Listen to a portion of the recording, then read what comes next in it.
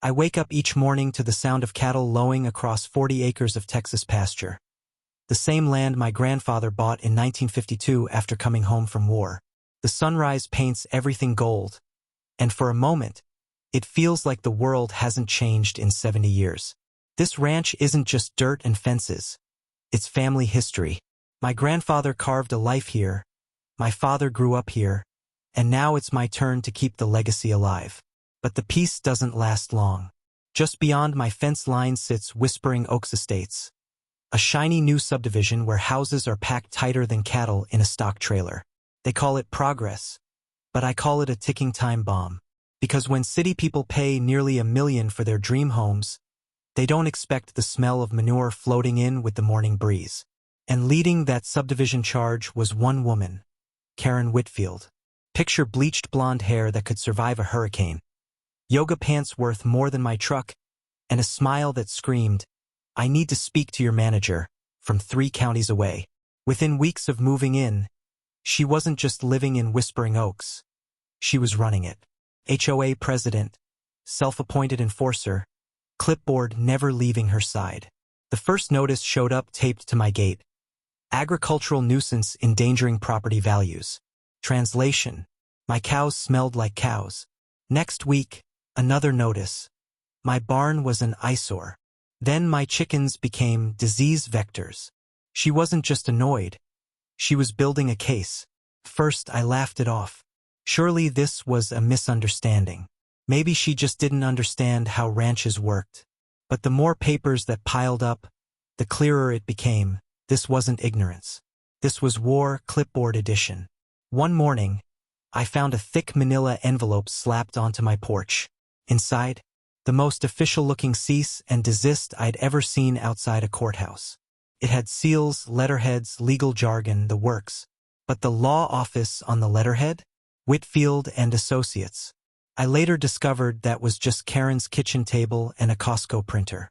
The letter ordered me to immediately shut down all agricultural operations. Apparently, my family's 70 years of ranching violated her HOA's community standards. She even included a doctored map claiming my land overlapped HOA territory. Cute, but the best part? A summons to a compliance hearing at the country club. I showed up because sometimes you've got to see just how deep the crazy goes. She'd arranged the room like a courtroom drama. 12 board members behind a long table, me in a lonely folding chair. She fired up a PowerPoint, photos of my barn labeled structural hazard, my manure pile renamed toxic biozone. When she demanded I comply with HOA law, I slid a card across the table. My federal credentials. 15 years at HUD, the very office that writes the rules governing HOAs nationwide. The room went silent. Karen's smile cracked, but instead of backing down, she doubled down. That night, as I left the meeting, a woman hurried up to me in the parking lot, nervous, clutching papers like they might burn her hands. Her name was Beverly, a retired teacher and one of Karen's board members. "Mr. Stone," she whispered, glancing around, "Karen's been lying to us about your ranch, about her authority, even about the money." Her voice trembled, but her eyes burned with the guilt of someone who'd been part of a mess they didn't sign up for. "I think she's planning something that could ruin this whole town," she said. And just like that, I had my first ally in what was quickly becoming the HOA war of the century. Karen wasn't going to quit. If anything, she cranked things up to 11. Monday morning, the county code officer, conveniently her cousin, showed up demanding permits for barns built before he was even born. Tuesday, the environmental agency rolled in, testing my soil for contamination. Wednesday, the state agriculture department arrived to check for diseased cattle. Inspectors came, poked around, and left shaking their heads. My land was cleaner than most subdivisions. But that wasn't the point. Karen's goal wasn't to prove violations. It was to drown me in paperwork, fees, and wasted time until I gave up. But I'd seen this tactic before in Washington. Developers use it all the time to squeeze families off valuable land. And the more Karen pushed, the more obvious it became. This wasn't about smells or fences. This was about money, and someone wanted my land. Beverly returned a week later, this time with a banker's box full of documents. HOA minutes, financial ledgers, incorporation paperwork. Except here's the twist, there was no incorporation. The HOA wasn't even legally registered. Karen had been waving around fake authority, enforcing rules that didn't exist. Worse, buried in Beverly's papers were emails from a developer called Sunset Holdings. They'd promised Karen 50 grand and first pick of premium lots if she could force me off my ranch. That's when it hit me. Karen wasn't just some power-hungry neighbor. She was part of a bigger scheme, one I'd seen across the country. Fake HOAs harassing rural families until they sold out cheap. Only this time, she'd picked a fight with someone who literally wrote the federal playbook on HOA law. I got to work. Years in Washington had left me with contacts in all the right places. HUD, the Texas Attorney General, even the FBI's Financial Crimes Division. I filed complaints, real ones, backed with evidence from Beverly. Fraud. Wire fraud. Discrimination under the Fair Housing Act. Meanwhile, Beverly went grassroots. She approached every HOA board member quietly, showing them the truth. Karen's fake authority, stolen money, and developer kickbacks. Some resigned immediately. Others turned on Karen, furious at being conned. The foundation of her empire, fear and confusion, was cracking. But Karen wasn't the type to go quietly. She reached for her last weapon. Chaos. First came the media circus. One morning I found news trucks parked outside my gate. Karen stood in front of cameras.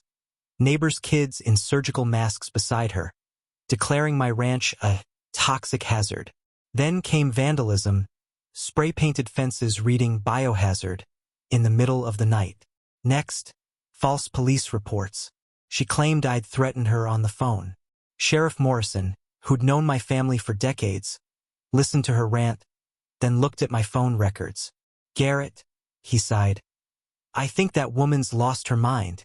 But her boldest move came with hired actors pretending to be federal agents, flashing fake badges and waving fraudulent evacuation orders. I knew instantly they were fakes. Real agents don't stumble over non-existent statutes. What Karen didn't know, actual federal investigators were already watching, and her little performance was all the evidence they needed. 2 nights later, Karen called a community meeting to celebrate her victory. The hall was packed. Residents, reporters, and undercover federal agents. She strutted on stage in a Navy suit, launching into a PowerPoint labeled Federal Intervention Success. She claimed she'd personally coordinated with Washington to save property values. That's when Beverly stood up. Karen, could you explain the $127,000 missing from our community funds? Murmurs rippled through the room. Karen stammered excuses. But then I rose from the back, walked to the stage, and clicked to the next slide. Not her presentation, but evidence Beverly had loaded. Bank records, emails with developers, recordings of her hiring fake agents. The crowd gasped. And then Special Agent Martinez of the FBI stood, badge raised. Karen Whitfield, you're under arrest for fraud, conspiracy, and civil rights violations. The room erupted as agents cuffed her and led her away. Her clipboard clattered to the floor, the sound of her empire collapsing. 6 months later, I sit on my porch, sipping coffee that tastes like freedom. The ranch is safe, the cattle thriving, the land more alive than ever. Karen? She's serving 15 years in federal prison on a laundry list of charges. Wire fraud, mail fraud, impersonating federal officers, and my personal favorite, running a criminal enterprise under RICO. Turns out, the government frowns on people turning HOAs into scams. Sunset Holdings collapsed under investigation, their contracts canceled, their executives facing trial. Beverly now leads a legitimate community association, one with real transparency. Property values actually went up once the fraud was gone. As for me, I started a foundation to help rural families fight back against HOA abuse and shady developers. 30 families saved already and counting. My grandfather's ranch survived droughts, wars, and floods. And now it's survived Karen. Some battles are worth fighting, especially when it's for land that carries your family's name.